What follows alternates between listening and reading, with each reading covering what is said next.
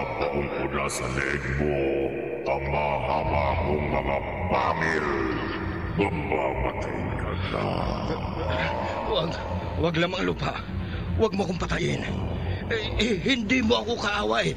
Kaibigan mo ako. Wala akong kaibigang tao. Buhayin mo lang ako. Ikaw ang magiging Panginoon ko. Poprotektahan kita. Ipagtatanggol. At susundin ko ang lahat ng gusto mo. Magiging alipin mo ako.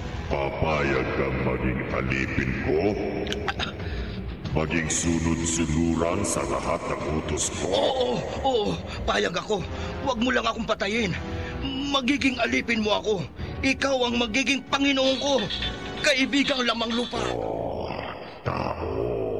Ano lamang lupa? Payag ka na ba? Payag ka bang maging magkaibigan tayo?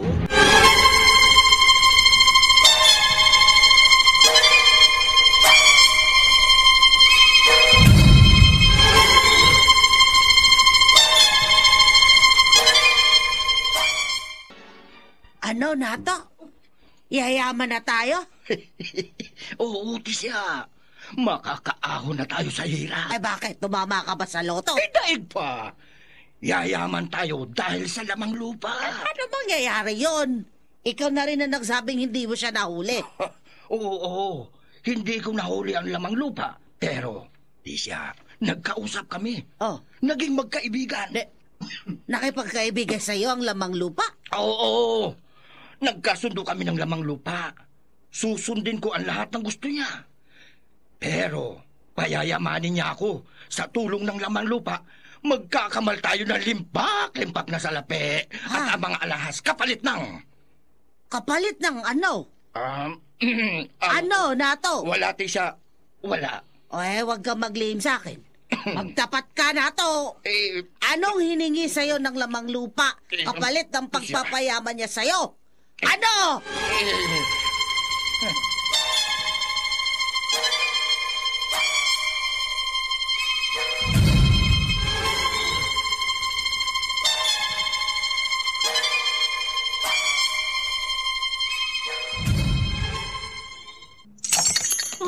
Ano yun?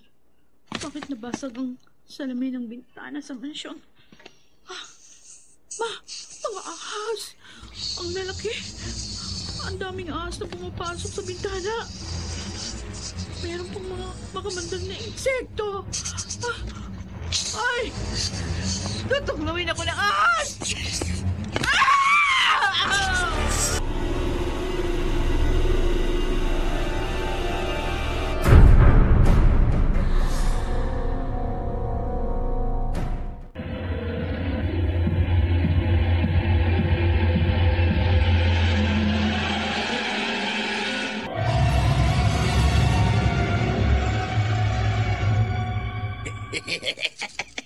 Mga alas. Ang daming mamahaling alas. At mga salapi. Napakaraming alas at salapi ang mapapasa akin. Hindi ka magkakaroon ng mga yan kung hindi dahil sa tulong ko. Dahil sa kapangyarihan ko, nauutusan ko ang mga hayop gubat, ang mga ahas, at ang mga makamandag na insekto para pumatay. Oo, lamang lupa. Matapos patayin ng mga ahas at makamandag na insekto na inutusan mo ang lahat ng tao sa mansyon. Malaya na akong makapagnanako doon. At ngayon na natulungan mo ako, ikaw naman ang gagawan ko ng pabor. Nangako ka sa akin. Oo, tutuparin ko ang pangako ko sa iyo. Bibigyan mo ako ng babaeng birhen dahil matagal ko nang pinaka-aasam-asama na maangkin ang isang babaeng birhen at makain ang kanyang puso.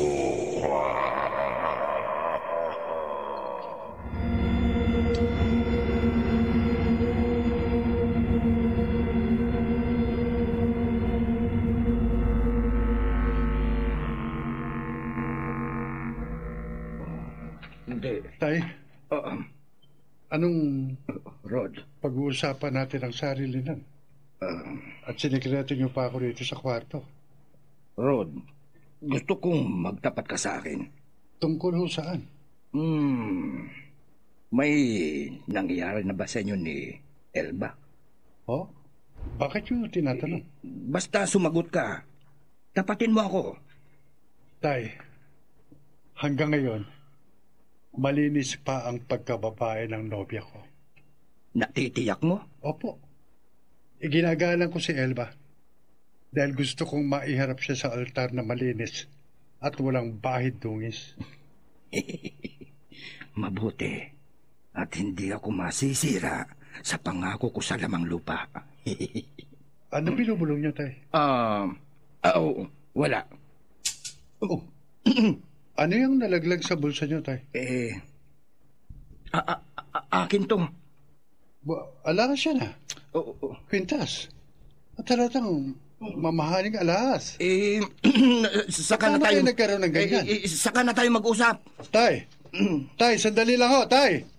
Hindi kailangan malaman ni Rod ang totoo na kailangan gumawa ako ng paraan para madala ko sa lamang lupa si Elba. Dahil kapag hindi ko nabigyan ng babaeng berhen ang lamang lupa, siguradong papatayin niya ako.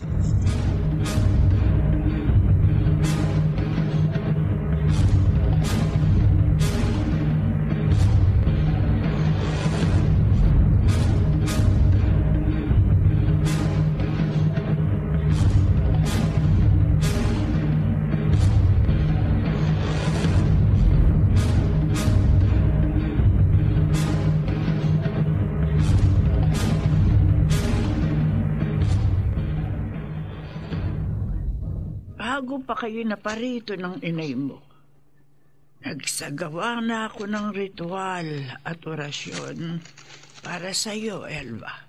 Aling Banang, may sakit ho ba ako? Wala. Wala kang sakit. Bakit nakakaramdam ang anak ko ng kakaiba? May mga pagkakataon na basta lang siyang namimilipit sa sakit. Sinabi ko na sa iyo, Nelia, ang nararamdaman ng kambal ay mararamdaman din ng kanyang kakambal. May kakambal ho ako? Aling Banang? Hindi mo ba alam, Elba? Alam po, pero sabi po kasi ni Inay at Itay, namatay na ang kakambal ko noong sanggol pa lamang siya. Yan ang ipinaalam ko sa mga magulang mo. Pero hindi yun ang totoo, Alimbanang. Nelia, hinihingi ng pagkakataon na magtapat na ako sa iyo. Huwag niyo sabihin buhay. Buhay pa. Oo. Buhay pa ang kakambal ni Elba. Buhay na buhay at nagsasabog ng lagim.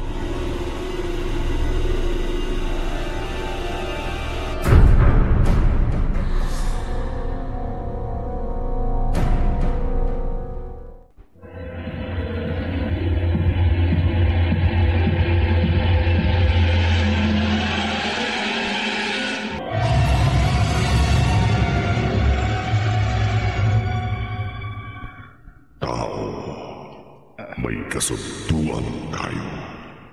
Alam ko, lamang lupa. Nakagawa na ako ng paraan para mapasayo ang kayamanang hinahangad mo. Ikaw naman ang gumawa ng paraan para mapasa akin ang pinaka-aasam-asam ko. Oo, lamang lupa. Sa gabing ito, dadalhin ko sa iyo ang isang babaeng birhen. Maaangkin mo na ang isang babaeng birhen at makakain mo na ang kanyang puso.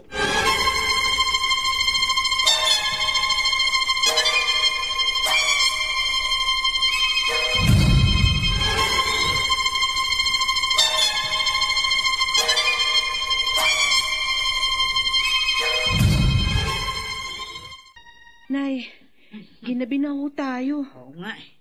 Kung kailan naman kasi kailangan, tsaka wala naman magdaang sasakyan. Oo nga eh.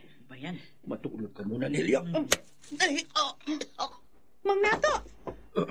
Bakit yung pinalo ng kahoy sa ulong inay ko? Kung ayaw ayaw mong tuluyan ko siyang patayin. Diyos ko. Nelia, sumama ka sa akin. Halika na!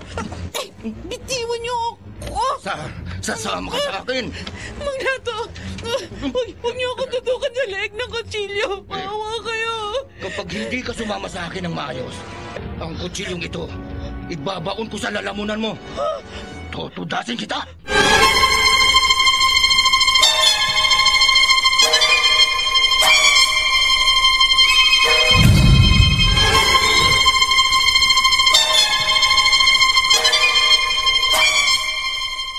Ano po, Aling Bana? Tinangay ng tatay ko si Elba? Oo, Rod. At ngayong malaman kong wala rito sa inyo si Nato at naging kaibigan niya ang laman lupa. Parang alam ko na kung saan dinala ng itay mo ang iyong nobya.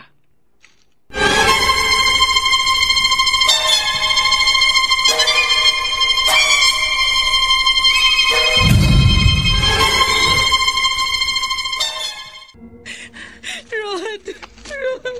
Elba, huwag kang matakot. Dinala ko ng itay mo rito sa kuweba at iginapos. Parito kami ni Rod para iligtas ka, Elba. Alibanan. Kalagyan na kita ng gatas. Tumakas po tayo rito bago dumating ang kaibigan ni Mang Nato na lamang lupa. Walang makalalabas sa inyo sa kuwebang ito ng buhay. Gudo, Kasama ka, Nanabana. pati ako. Papatayin mo? Traitor mo ako.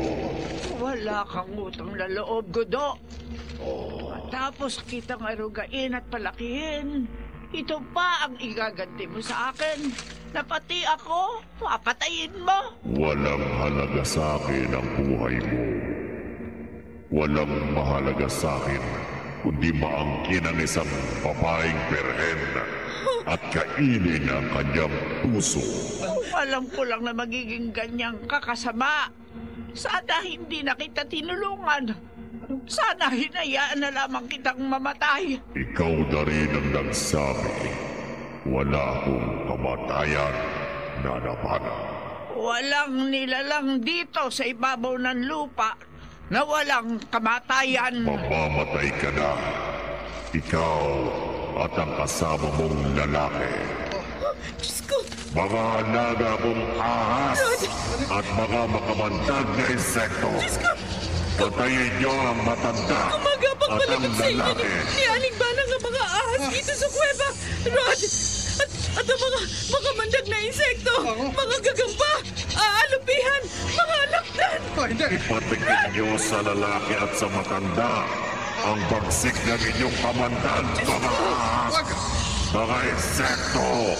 Patayin niyo na sila!